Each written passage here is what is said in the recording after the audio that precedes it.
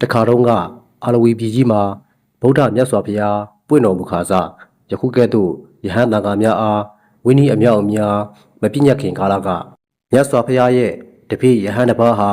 တောထဲသို့ရောက်ရှိလာပြီးကျောင်းသင်္ကန်းဆောက်လုပ်ဖို့အတွက်တင့်လျောက်ပတ်တဲ့တပ်ပင်တစ်ပင်ကိုရှာဖွေနေခဲ့ပါတယ်။နောက်ဆုံးမှာအဲ့ဒီယဟန်ဟာသူရှာဖွေနေတဲ့တပ်ပင်အမျိုးအစားကိုတွေ့ရှိသွားပြီးပစိန်နဲ့ခုတ်လှဲဖို့ပြင်ဆင်လိုက်ပါတယ်။ယဟန်ဟာတပ်ပင်ကိုခုတ်လှဲဖို့အတွက်ပစိန်နဲ့ရွယ်လိုက်ချိန်မှာအဲ့ဒီတပ်ပင်ပေါ်က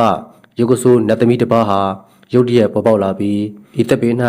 သူမ၏ဗိမာန်ရှိသည့်အတွက်ဤတပ်ပင်အားမခုတ်လှဲရန်ယဟန်အားတောင်းပန်လိုက်ပါတယ်။အဲ့ဒီအခါမှာယဟန်က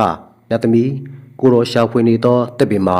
ဤတပ်ပင်အမျိုးအစားဖြစ်သည်ထို့ကြောင့်ဤတပ်ပင်အားကိုတော်ခုတ်လှဲမှဖြစ်မည်ဟုနတ်သမီးအားပြန်ပြောလိုက်ပါတယ်။ထိုအခါနတ်သမီးဟာဤကိုတော်ငါမှသားသမီးတွေရှိတာကိုသိရင်စိတ်ပြောင်းသွားလောက်ပါတယ်ဟုတွေးလိုက်ပြီးသူ့ရဲ့သားလေးကိုတကူဖြင့်ထုတ်ပြလိုက်ပါတယ်။အဲ့ဒီအချိန်မှာပဲ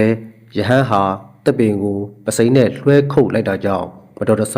နတ်သမီးရဲ့သားလေးကိုထိသွားခဲ့ပါတယ်။နတ်သမီးဟာမိမိရဲ့သားလေးဒဏ်ရာအပြင်းထန်ရသွားတဲ့အတွက်ယဟန်ကိုအလွန်ဒေါသထွက်သွားပြီးတတ်ဖို့ကြိုးစားလိုက်ပါတယ်။ထိုအခါနတ်သမီးဟာဒေါသကိုအလျင်အမြန်ထိန်းချုပ်လိုက်ပြီးငါဟာတီလာရှိတဲ့ယဟန်တစ်ပါးကိုတတ်မိပါကအပယ်ကျလိမ့်မည်။အခြားသောနတ်များကငါ့ကိုအတူယူပါက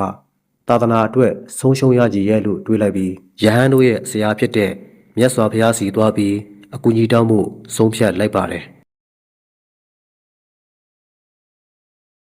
ယဟန်ကတော့သူ့ရဲ့ရည်ရွယ်ချက်အတိုင်းတပ်ပင်ကိုခုတ်လှဲပစ်လိုက်ပါတယ်။ယသမီးဟာမြတ်စွာဘုရားရှေ့မှောက်သို့ရောက်ရှိတဲ့အခါ